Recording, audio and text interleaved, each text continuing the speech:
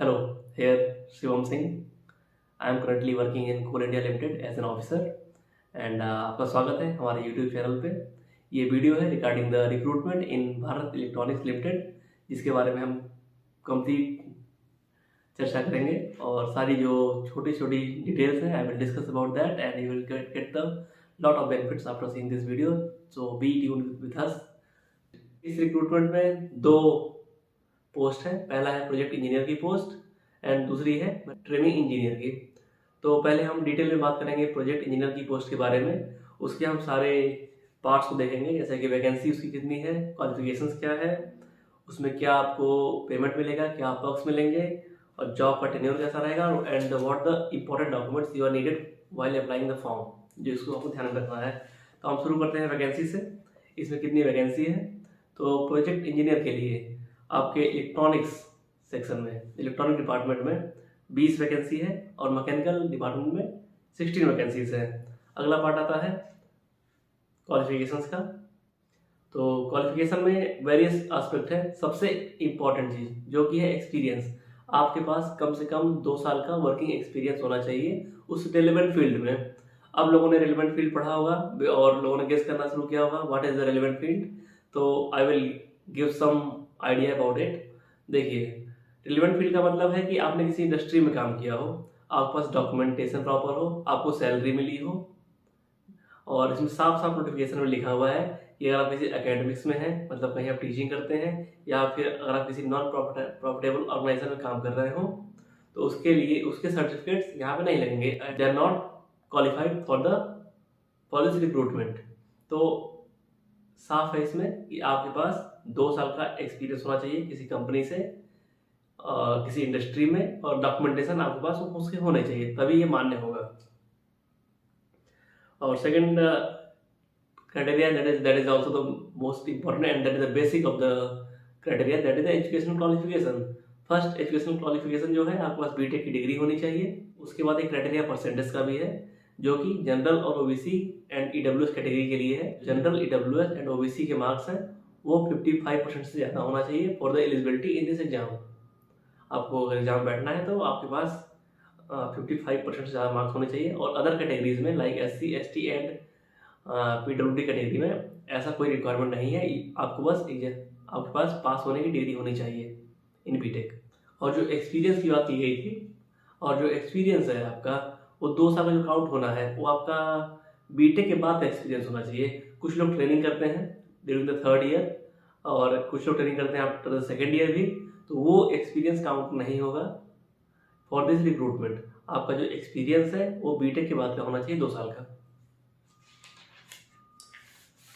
अगला जो main section है वो है एज। तो जहाँ तक स्पेसिफाई किया गया है कि जनरल और ईडब्ल्यूएस के लिए 32 ईयर एज तक लोग क्वालिफाई कर रहे हैं। अगर आपकी एज 32 ईयर से कम है तो आप एलिजिबल हैं फॉर दिस रिक्रूटमेंट। और अगर आप ओबीसी कैटेगरी से हैं तो आपको 3 साल का रिलैक्सेशन मिलेगा according to the government rules. And अगर आप SC, ST कैटेगरी से हैं तो आपको 5 साल का रिलैक्सेशन मिलेगा। एंड अगर आप डिसेबल्ड हैं मोर देन 40% तो आपको all this categories 10 more years का रिलैक्सेशन मिलेगा to sit in this exam. अब फाइनल मुद्दे की बात आती है, जो कि फाइनली हाथ में कितना पेमेंट मिलेगा। तो जैसा कि स्पेसिफाई किया गया है कि हर साल आपकी सैलरी बढ़ेगी। फॉर प्रोजेक्ट इंजीनियर आपकी सैलरी स्टार्ट होगी फ्रॉम 40,000 रुपीज़ पर मंथ और वो हर साल बढ़ती रहेगी बाई 5,000 अमाउंट। पहले साल 40,000, दूसरे साल 45,000, तीसरे साल 50,000 एंड चौथे साल 55,000। और ये भी चौथे साल नौकरी रहेगी या नहीं रहेगी, ये डिपेंड करेगा आपकी परफॉर्मेंस पे, उसको भी आगे हम डिस्कस करेंगे। और इस सैलरी के अलावा एक पॉइंट और स्पेसिफाई किया गया है, जो कि है 10% एडिशनल अलाउंस उन लोगों को मिलेगा जो वेरियस साइट्स पे पोस्टेड होंगे या फिर कस्टमर की लोकेशन में पोस्टेड होंगे। उनको 10,000 रुपये, उनको 10% एक्स्ट्रा मनी मिलेगी। प्लस एक और फैक्ट यहाँ पे डिटेल किया गया है इन नोटिफिकेशन, वो ये है कि आपको 12,000 रुपये हर साल मिलेंगे for your dressing, footwear, stitching, all of this stuffs you will gate 12,000 rupees per year, जो कि आप स्पेंड कर सकते हैं। अगला है कि जॉब जो है किस नेचर की है। तो जॉब का बेसिकली नेचर कॉन्ट्रेक्चुअल पीरियड का है, जो कि फॉर प्रोजेक्ट इंजीनियर 3 साल का है। अगर आपकी परफॉर्मेंस अच्छी रहती है प्लस कंपनी को ऐसा लगता है कि उन्हें अभी भी ज़रूरत है कैंडिडेट्स की, तो आपके पीरियड को, इस 3 साल के पीरियड को वो 1 साल के से एक्सटेंड कर सकते हैं। इसका मतलब आपको चौथे साल में भी एंट्री मिल सकती है और चौथे साल की आपकी सैलरी रहेगी 55,000 रुपये पर month plus other allowances like 10% of this money every month if you are posted in customer locations और वेरियस साइट्स, और 12,000 रुपये पर साल के तो रहेंगे ही आपके पास। अब हम चलते हैं अगले पोस्ट की तरफ, जो कि हल्की सी जूनियर पोस्ट है, दैट इज ट्रेनिंग इंजीनियर। तो उसके लिए सेम चीज़ें हैं, जो जो चीज़ें वेरी करेंगी मैं उसको डिटेल में बता दूंगा और मोस्टली चीज़ें सेम ही हैं। तो शुरू करते हैं वैकेंसी से। कितनी वैकेंसीज हैं? इलेक्ट्रॉनिक्स के लिए फिर अगेन 8 वैकेंसीज हैं और मैकेनिकल के लिए 6 वैकेंसीज हैं। अगला पॉइंट आता है क्वालिफिकेशंस। तो इसमें जो एक्सपीरियंस है उसको कम कर दिया गया है। आपका 1 साल का एक्सपीरियंस होना चाहिए आफ्टर द बीटेक कंप्लीसन। फिर से मैं एक फैक्ट रिपीट कर रहा हूँ कि जो आपका एक्सपीरियंस 1 साल का है वो बीटेक से पहले नहीं, बीटेक कंप्लीसन से पहले नहीं होना चाहिए। जैसे कि कुछ लोग 6 महीने की ट्रेनिंग करते हैं इन 3rd ईयर, कुछ लोग 1 महीने की ट्रेनिंग करते हैं आफ्टर 2nd ईयर, तो उस ट्रेनिंग को हम एज अ एक्सपीरियंस काउंट नहीं कर रहे हैं इसमें। ये जो एक्सपीरियंस है वो आफ्टर बीटेक कंप्लीसन है। अगला पॉइंट है education qualification. Education qualification is same as the project engineer. जो कि प्रोजेक्ट इंजीनियर के लिए क्वालिफिकेशंस थी, वही क्वालिफिकेशंस ट्रेनिंग इंजीनियर के लिए भी है, दैट इज सेम। ओके, और मैंने आपको बता ही दिया था कि इलेक्ट्रॉनिक ट्रेनिंग इंजीनियर के लिए आपके पास 7 कोर्सेज हैं, 7 बीटेक के कोर्सेज हैं, और मैकेनिकल के लिए सिंगल कोर्स है, दैट इज मैकेनिकल इंजीनियरिंग। वो आप देख सकते हैं। We will move to the third point, that is the what is the pay. आपको कितना पैसा मिलेगा एज अ सैलरी। तो इन ट्रेनिंग इंजीनियर्स सैलरी शुरू होती है आपकी 30,000 रुपये से पहले साल, उसके बाद नेक्स्ट ईयर हो जाएगी 35,000 एंड 3rd ईयर हो जाएगी 40,000 रुपीज़। बट 3rd ईयर का कंफर्म नहीं है। अगर आप 2 साल अच्छे से परफॉर्म करते हैं और उसके बाद कंपनी को ऐसा लगता है कि अभी भी रिक्वायरमेंट है मैन पावर की, तभी 3rd ईयर में अलाउ किया जाएगा और आपको 3rd ईयर में 40,000 रुपीज़ मिलेंगे। उसके अलावा एडिशनल जो बेनिफिट्स हैं वो सेम रहेंगे। जैसे कि एडिशनल बेनिफिट्स में पहली चीज़ आपकी थी कि वो 10% मनी, आपकी सैलरी का 10%।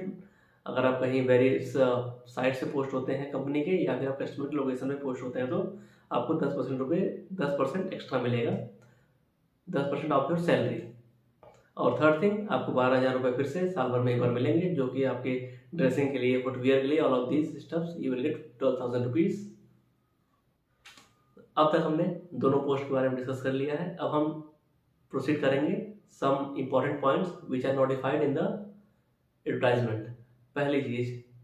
पहली बात है, कुछ लोग ऐसे होंगे जिनके पास 2 साल का एक्सपीरियंस होगा, लेकिन वो दोनों पोस्ट के लिए अप्लाई करना चाह रहे होंगे, तो उनके मन में कन्फ्यूज़न होगा कि कर सकते हैं या नहीं। तो इसमें साफ साफ लिखा हुआ है कि आप दोनों पोस्ट के लिए अप्लाई कर सकते हैं, बस आपको अलग अलग फीस भरनी पड़ेगी, उसमें कोई दिक्कत नहीं है। अगर आपका 2 साल का एक्सपीरियंस है, आप प्रोजेक्ट इंजीनियर के लिए भी अप्लाई कर सकते हैं और ट्रेनिंग इंजीनियर के लिए भी अप्लाई कर सकते हैं। और second thing about the document, अगर आप ओबीसी कैटेगरी से बिलोंग करते हैं तो आपका जो सर्टिफिकेट है 1 फरवरी 2022 से के बाद का होना चाहिए, और अगर आप ईडब्ल्यूएस कैटेगरी से बिलोंग करते हैं तो आपके जो सर्टिफिकेट्स हैं 2022-23 के सेशन के होने चाहिए। अब हम प्रोसीड करेंगे toward the selection process. Selection के प्रोसेस में 2 स्टेप्स हैं। पहला स्टेप है आपका रिटन एग्जामिनेशन, सेकंड स्टेप है इंटरव्यू। तो इन दोनों स्टेप्स को डिवाइड किया गया है according to the weightage of the marks. आपके जो रिटन एग्जाम होगा उसको 85% वेटेज दिया जाएगा और इंटरव्यू को 15% वेटेज दिया जाएगा। और रिटन एग्जाम के बारे में बता दूं आपको कि ये 85 मार्क्स का होगा और ये 90 मिनट का एग्जाम होगा, और इसका जो सेंटर होगा जहां आप टेस्ट देंगे, test centre will be only Delhi और एनसीआर। और इस टेस्ट में कोई भी नेगेटिव मार्किंग नहीं है। आगे हम बढ़ते हैं फीस की तरफ। तो इसमें आपको फॉर ट्रेनिंग इंजीनियर पोस्ट के लिए 150 रुपये प्लस जीएसटी देना है, प्लस फॉर प्रोजेक्ट इंजीनियर आपको 400 रुपये प्लस जीएसटी पे करना होगा। अब हम बढ़ते हैं सबसे इम्पोर्टेंट मुद्दे पे, जो कि बहुत लोगों को कन्फ्यूज़न होगा अगर वो लोग वहाँ काम कर रहे हैं उनके लिए। एक बहुत स्पेशल डाउट है जो कि डॉक्यूमेंट में ही क्लियर कर दिया गया है, जो एडवर्टाइजमेंट का डॉक्यूमेंट है।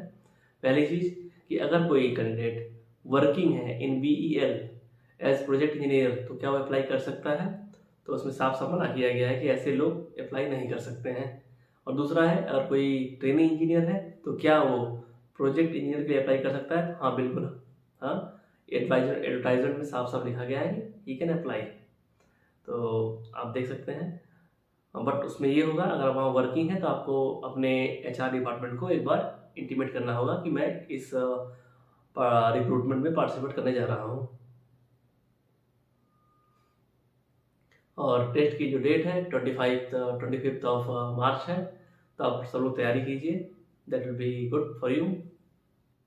और एक बात मैं उन लोगों से कह देना चाहूँगा जो लोग कहीं जॉब कर रहे हैं और कॉम्पिटिटिव एग्जाम की तैयारी कर रहे हैं, तो अगर उनका गोल कहीं सेट है, अगर वो किसी पर्टिकुलर एग्जाम के लिए तैयारी कर रहे हैं, तो they no need to prepare for this exam, just sit in this exam. Focused होके इसके लिए तैयारी नहीं करना है, बिकॉज ये टेम्प्रेरी जॉब है। अपने आप जो आपका बड़ा गोल है उसको आप सेक्रीफाइस मत कीजिए इस जॉब के लिए। और जो लोग चाहते हैं, जो लोग कॉम्पिटिटिव एग्जाम की तैयारी नहीं कर रहे हैं, जो प्राइवेट सेक्टर्स में है, मैं उनसे कहना चाहूँगा वो लोग इसके लिए तैयारी कर सकते हैं, और इसके लिए वो लोग इसके लिए प्रिपेयर कर सकते हैं, because it will give them lot of experience, good experience which will matter a lot in their career progress. Okay, तो इसके साथ